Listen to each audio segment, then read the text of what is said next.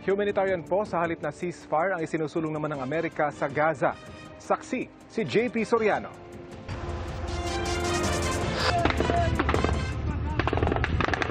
Kuha yan sa ground operation ng Israeli military sa Gaza na inilabas ngayong Day 28 ng kanilang gyera laban sa Hamas. Ayon sa Israeli military, napatay nila ang Hamas commander na si Mustafa Dalul at nakapag-recover ng mga high-powered na armas, communication equipment at mga mapa. Pero ang Hamas muling naglabas ng video ng kanilang hit-and-run attacks laban sa mga Israeli na tangke.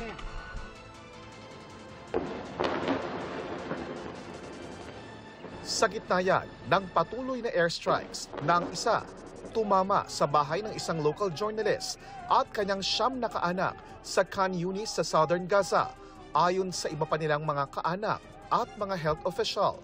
Ayon sa Committee to Protect Journalists, di bababa sa 36 na mamamahayag na ang namatay mula na magsimula ang gyera, karamihan Palestinian, pero ang ilan Israeli o di kaya'y Lebanese. Dati nang sinabi ng Israel sa ilang international news agencies na hindi nila kayang tiyakin ang kaligtasan ng mga mamamahayag, lalo't nag-ooperate umano ang Hamas malapit sa mga sibilyang istruktura.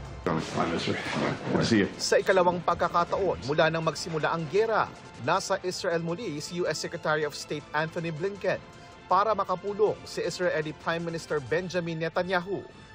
Nauna nang sinabi ni Blinken na pag-uusapan nila ni Netanyahu kung paano maiibsan ang panganib sa mga taga-Gaza.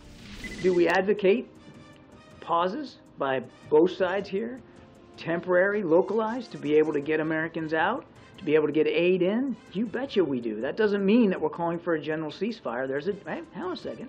There's a difference. Humanitarian ceasefire ang panawagan ng ilang bansa, pati si Pope Francis. At maging sa resolusyon na inadapt ng UN General Assembly noong October 27 pa. Mahigit 1 linggo matapos niyan, mahigit 9,000 na ang patay mula na magsimula ang airstrikes ng Israel sa Gaza.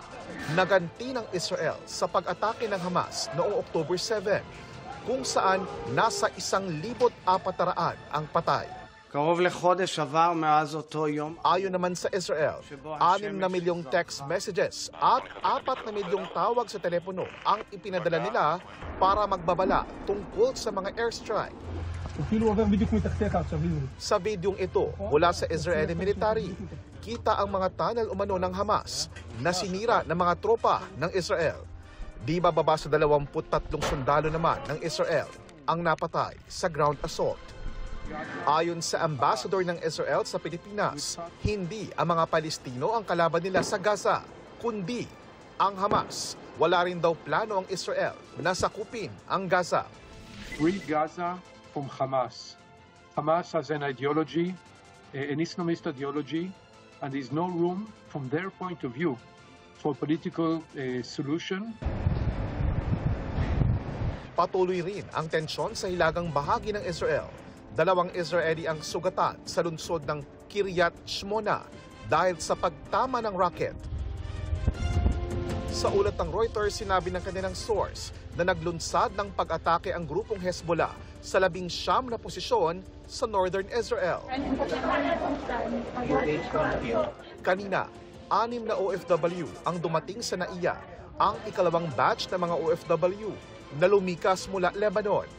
Ayon sa Department of Migrant Workers, 127 na OFW ang humihiling ng repatriation mula roon. Naiuwi na rin kanina ang labi ni Angeline Peralta Aguirre, isa sa 4 na OFW na pinatay sa pag-atake ng Hamas sa Israel noong October 7. Para sa GMA Integrated News, JP Soriano, ang inyong saksi. Mga kapuso, sama-sama tayong maging saksi. Mag-subscribe sa GMA Integrated News sa YouTube. Para sa mga kapuso abroad, samahan niyo kami sa GMA Pinoy TV at sa www.gmanews.tv.